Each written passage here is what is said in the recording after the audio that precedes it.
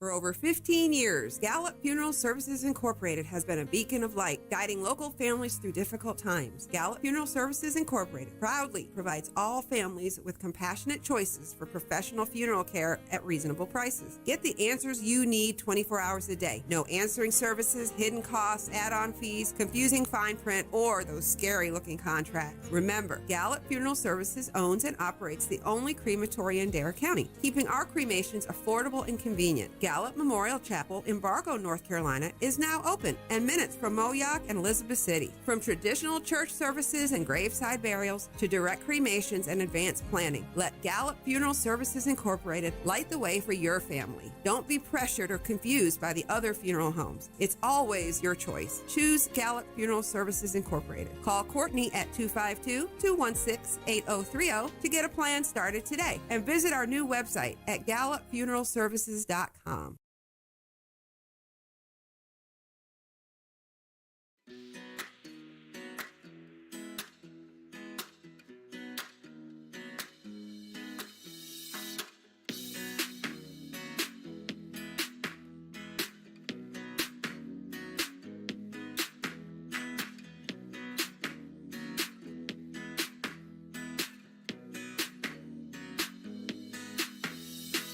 To all who come to this happy place, welcome. News team, assemble!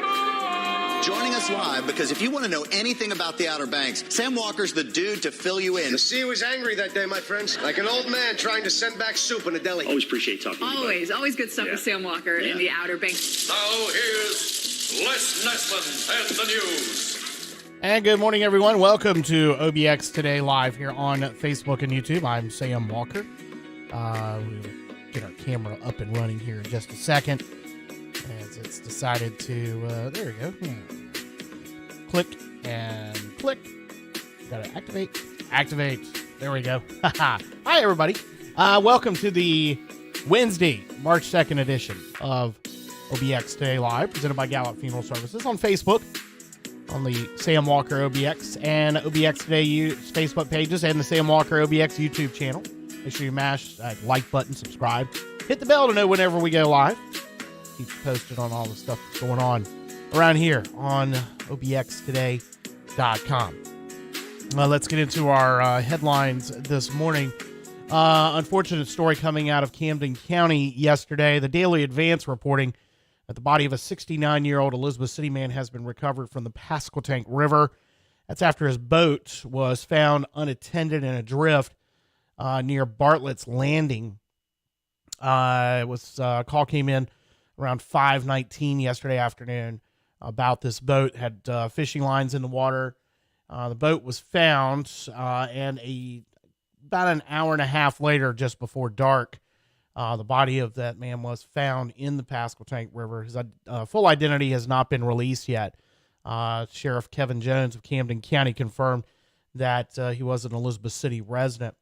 I did say that you found that the outboard motor on this 16-foot John boat was trimmed up, meaning it was out of the water, and that there was a fishing line wrapped around it at the time. It is presumed that one of the lines of that man was fishing with got tangled in his prop, and that in trying to free that, he fell overboard. That's just the assumption. That's what Sheriff Jones over in Camden County said.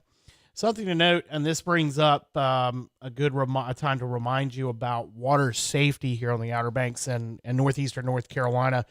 This time of year, we get these stories occasionally, and unfortunate, about people going out on the water who prepare for the air temperature and not the water temperature. And while our air temperatures this week are going to be in the 60s, even possibly the 70s this weekend, water temperature is still in the 40s. My latest, 45 is the ocean temperature in Duck, 46 Rodanthe, 48 Avon. On the sound side, in the Hatteras or the Oregon Inlet Fishing Center, it's 51, and that's in that shallow basin. And those water temperatures fluctuate a lot. Down at the Hatteras Ferry Dock, they've got 58, but you go out in the sounds here, it's still in the upper 40s, maybe around 50 at best. And that water temperature is not survivable if you get in it. And you're not going to be in there. It doesn't take very long for hypothermia to set in. So if you are planning water activities that, on a warm day, make sure that you are dressing appropriately for the water temperatures, not the air temperatures. And putting a wetsuit on or making sure that you got, make sure you got a life jacket on first off, but even a life jacket's not going to keep you warm very long or keep you warm if you go into the water. But, having that proper preparation for the water temperatures is key. And the National Weather Service, Coast Guard, and other agencies have done a good job putting information up, especially when we get days like we're going to have the next couple of days ahead. National Weather Service office in Wakefield has been kind of leading the charge with this, with the water safety, preparing for the water temperatures, not the air temperatures. So not too long ago, we've had several stories similar to this, where people went out on the water just down the road from where I'm at in Currituck a couple of years ago. A couple of students from NC State University went out in a paddle boat on a rather warm day, but like I said, the water temperature was still in the 50s, low 40s, upper 50s, and they got into trouble, fell overboard, passed away. And we've seen this several times. So keep that in mind if you do have water activities planned for the next few weeks until these water temperatures get up. And it really isn't until May. If you think about it, sometimes we'll get a decent couple of weeks of warm weather in April. It'll help bring the water temperatures up on the sound very quickly. And it doesn't take long for those water temperatures to change. We get the higher sun angle now. As we get it, we are in meteorological spring. But you get the higher sun angle. You get a couple of warm, a week or so of warm weather, and you get the water temperature up. It's a little bit warmer, but still, it's going to be a while. So keep that in mind if you do have water activities planned. Dare County putting out its COVID-19 update yesterday. And also yesterday, excuse me, couldn't get the mics and all turned off fast enough. It's meteorological spring. The allergies are starting to kick in. I'm going to grab some Claritin here in a second. COVID-19 metrics for Dare County and the new ones coming out and around the state have declined. Continuing their steady decline. Governor Cooper announced yesterday that based on the improving trends, masks will become optional in most state agencies and facilities starting Monday. That coincides with updates to guidance from state health officials based on emerging science and evidence. Also, the CDC changing how it is measuring metrics, focusing more on hospitalizations now. And then really hospitalizations are the key factor they're focusing on now, and that's led the governor to announce this, that again, masks will be optional in most state agencies and government buildings. Now, there are a few places, high risk locations such as long-term care facilities, correctional facilities, homeless shelters, healthcare facilities, and federal regulations continue to require masks, and others.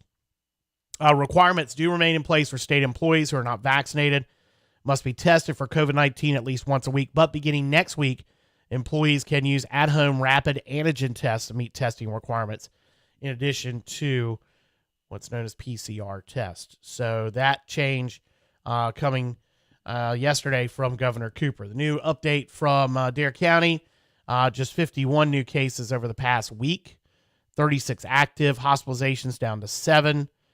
2 of those between the ages of 25 and 49, 1 between the ages of 50 and 64, 4 people over 65 in the hospital from Dare County. None are vaccinated. Both the number of reported positive cases and number of reported tests have been steadily decreasing over the past weeks. Those numbers do not, again, include home tests, as those are not reportable.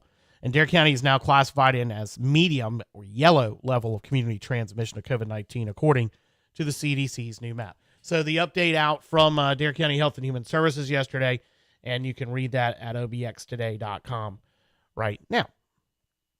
Yesterday, the springtime schedule for the ferries to Ocracoke started. The mainland routes, the Cedar Island and Swan Quarter routes, now running 3 times a day from each side, while the Hatteras Ocracoke route goes up to 18 departures from each side. Those schedules you can find at obxtoday.com. First run from Hatteras to Ocracoke's 5 a.m., Ocracoke to Hatteras at 4:30. Last run from both sides is at midnight. Cedar Island and Swan Quarter routes remain on the spring schedule through May 23rd, when they'll go to the full summer schedule ahead of Memorial Day weekend. The Hatteras route will add more departures April 5th. That is going to be the mid-spring schedule, really ahead of Easter, We're going into Holy Week, and then right on through until May 17th when the full summertime schedule for the Hatteras Ocracoke route goes in place. For the full schedule, go to obxtoday.com. North Carolina Marine Fisheries Division has delayed changing the southern flounder allocations. They met last week down in New Bern and adopted a number of new, adopted a number of proposals that still have to go through the Secretary of the Department of Environmental Quality and legislative committees for review before coming back before the commission can give final approval. That's scheduled for May. So the turnaround this, one of the changes is going to be that the commission delayed transitioning the allocations for southern flounder for 2 more years. So it'll remain 70-30 in favor of commercial for 2023 and 2024, then adjust to 60-40 commercial 2025, and then in 2026 go to an even split the allocation of the quota for North Carolina summer flounder to commercial and recreational 50-50. The commission said the delay was proposed to allow time for the fishery to stabilize before additional management changes are implemented. Also, some of the other changes that happened, 1 fish per person per day rec bag limit for all flounder, and an August 16th to September 30th recreational flounder season, but that may be shortened depending on available quota. They also are going to try a spring Gulf and summer flounder season in 2023 at the earliest. So not this year, but possibly next year, a March 1st to April 15th Gulf and summer flounder season. There are 3 specific species of flounder that reside in North Carolina waters. That's summer flounder, which are the most threatened. Southern flounder, Gulf flounder, and summer flounder. The Gulf flounder and summer flounder actually are not considered a species of concern, but the southern flounder. And Cap Marty does a great job trying, describing what's the differences between those 3 species. And actually, I'll tell you who really does it, walkingangler.com. If you go check out walkingangler.com and you're curious about this, our buddy Tony Lombardi really breaks down, has a great job breaking down the difference. And yes, flounder may look like flounder, but there are specific ways you can tell between those 3 species. And that's something that that discussion has come up, that why not allow, at least in the ocean side, in North Carolina waters in the spring, a Gulf and summer flounder season. Of course, there's this big push to try to get rid of gill nets in the sounds, to get the allocation to be more recreational because of the landings that take place, or at least the estimated landings of recreational. Still this back and forth on who should get most of that. Of course, commercial means you can get flounder on your table, recreational, or, at a restaurant, where, recreational gives more chances for people to catch. So that's this flounder situation, one of the many controversies that the Marine Fisheries Commission has had to deal with. Other changes included final approval of Shrimp Fishery Management Plan Amendment 2. Some of the details about that you can find on the H2O page at obxtoday.com. That was probably one of the bigger things that came out of the meeting that was held last week. All right, it's OBX Today Live here on Facebook and YouTube. Good morning, everybody checking in with us. Brandon up in West Virginia, George in Connecticut, Jackie in Pennsylvania, Julie in West Virginia. Going to be a beautiful day today. We'll talk about that OBX Today Weather Center forecast in just a little bit. It's a pretty nice day out there already this morning. Very comfortable for the second day of March. Leanne up in Nunda, New York, and Merman Dan, as always, checking in with you here on OBX Today Live. Thanks for everybody that gets us all the comments and says hi to us here on the show. We appreciate it, and we'll take a break and come back with more here on OBX Today Live.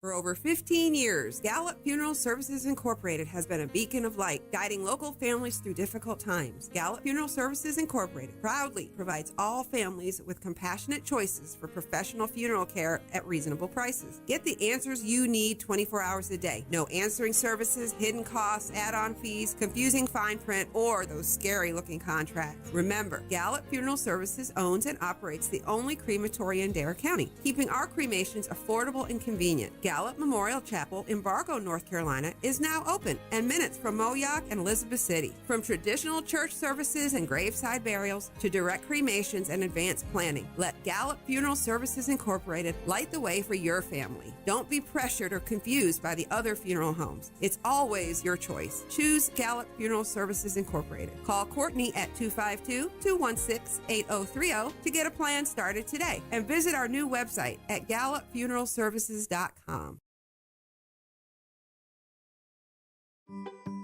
Our pet of the week for this week is Astro. Astro is a mixed breed about 3 years old. He was transferred from another shelter where they didn't have enough space for him. He has brought so much joy to our shelter with his big personality. Astro loves to play, go on walks, and his favorite snack is hot dogs. Astro could go to a home with children or another dog, so if you're looking for a tag-along to join your family on its adventures, come meet this guy today.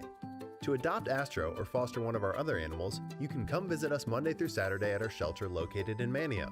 This week, join us at PetSmart in Nags Head, March 1st, 3rd, and 5th from 1 to 4 p.m. for our dog adoption event. Also, please contact us if you're interested in fostering a kitten. For more information, visit our website at www.obxspca.org or visit our OBX SPCA Facebook page.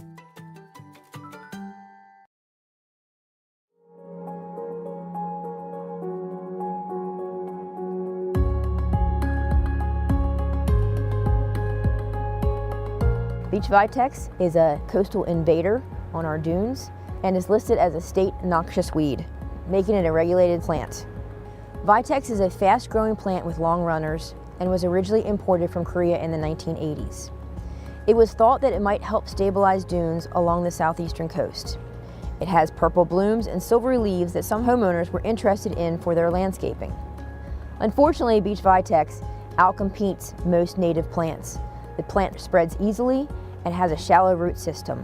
It doesn't seem to have the same dune stabilization as our native American beachgrass or sea oats, meaning that our dune system is not as stable or as strong as we would like it in the event of a storm.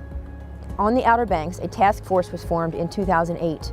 Since that time, that task force has been disbanded. However, Beach Vitex has reappeared. It has appeared in Duck, as well as Southern Shores and Kitty Hawk. Working with the State Agriculture Department, groups of municipal staff and volunteers have been locating and working to eradicate Beach Vitex. Jared Driscoll and his colleagues Joe Davenport and David Pierce came to Duck in early November to help train town staff and volunteers on eradication methods.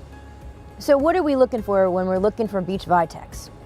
We are looking for a plant that has runners, that has silvery purple leaves with purple berries when it's in season, which is typically in August. You're gonna see it on the beach. You could see it next to your house. Some of the places that we have identified Beach Vitex have been closely related to areas with a lot of Russian olives. They can easily be confused because the leaves have a silverish color to them. They are completely different. So you need to be able to distinguish between the two. Russian olives are gonna grow up tall and they're gonna have a fragrant smell. Beach Vitex is not going to have a smell unless you pull the leaf and scratch it. Russian olives also won't have purple berries like Beach Vitex.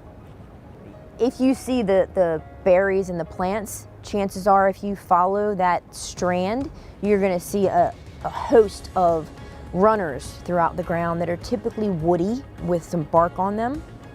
What do you wanna do if you identify some Beach Vitex? First, you don't want to try to prune it, and you certainly don't want to burn it, and you don't want to try and kill it by yourself. There is a very complicated process to try and eradicate this species. If you attempt to do, trimming or pulling it out, there's a good possibility that you will likely cause the plant to spread even further. What we would like for you to do is contact your local municipality and/or the State Department of Agriculture. They have trained volunteers that can assist with proper application, herbicides, and they know what they're looking for, how to properly treat these plants.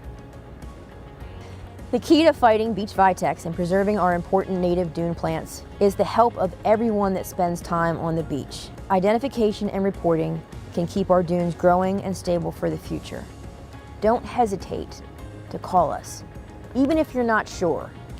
We can make a site visit, we can make that determination, and get it to the proper channels as needed.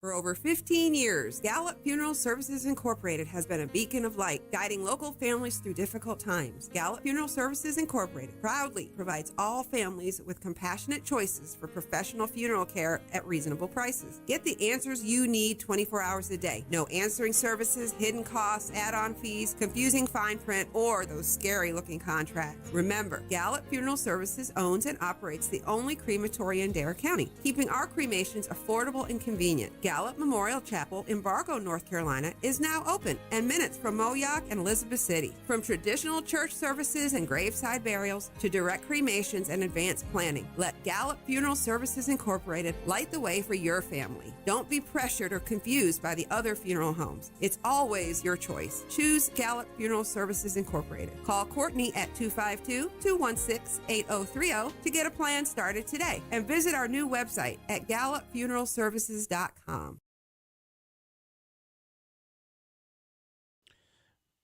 Back here on OBX Today Live on Facebook and YouTube. Thanks for joining us on this Ash Wednesday. Debris from a collapsed house continues to be found on Cape Hatteras National Seashore beaches, and a meeting's been scheduled to discuss the potential for more homes to fall into the Atlantic. The National Park Service says if the owner of the house is unable to complete the extensive debris cleanup, the seashore may hire its own contractor to continue that effort. The area near the fallen house remains closed to the public, and the seashore has been in contact with owners of other homes along Ocean Drive in Rodanthe. Tomorrow at 6 o'clock, the public's invited to attend and participate in a discussion about several oceanfront houses in danger of collapsing. The meeting will be held at the Rodanthe Wave Salvo Community Building. National Parks of Eastern North Carolina Superintendent Dave Halleck, Dare County Commissioner Danny Couch, and Dare County Planning Director Nola Gillum are scheduled to be at the in-person meeting to discuss the recent collapsed house, provide updates on other houses, and answer questions from community members. The North Carolina Fair Division hosting a job fair today from 10 to 3. That's going on at the Hatteras Civic Center.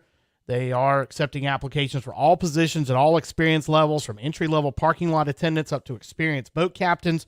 Both temporary summer employment and full-time positions are available. And you can find out more on the Neighbor to Neighbor Help Zone at obxtoday.com.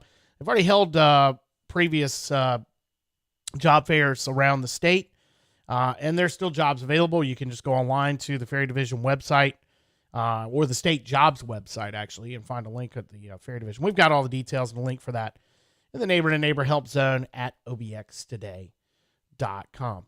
Cool event that's going on right now. If you've been driving down really from Corolla to Buxton in the last couple of days, even in the rain on Monday and over the weekend or Sunday, and then the weather's turned nice for the last couple of days. There's been a group of runners, and they are making a 200-mile trek. Yes, 200 miles. They've been running from Sandbridge, from the fishing pier there in Sandbridge, all the way down to the Cape Hatteras Lighthouse, and then back. And they're doing this for a really great effort. It's to raise awareness and funds to help end veteran suicide. It's called the Swami Shuffle 200. It's an annual event. There's 15 people participating. Our pal Joy Christ at the Island Free Press did a great story about him being on Hatteras Island. Got some videos of that. If you go to islandfreepress.org, or you can go to obxtoday.com right now and see the story as well. That's details what they're running for, who they're running for, and what they're running for, and how you can even make donations. They've raised $5,600 in its second year for Mission 22, a national organization that supports active service members, veterans, and their families through treatment programs, raising awareness of issues facing veterans, and establishing memorials to honor service members. They've been running about a 34-mile-per-day average. Wow. And like I said, they've reached the halfway point, Cape Hatteras Lighthouse, on Sunday, and they've been heading back up to the to Sandbridge. That's something you can do by foot. You can actually, go to, you can go around the fence on foot back into Virginia up there at the state line. But for all the details, like I said, islandfreepress.org or obxtoday.com. All right, in sports. A busy day of spring sports, or not too busy, but there's the spring sports underway for the high schools around here. Camden hosts Beargrass Charter today.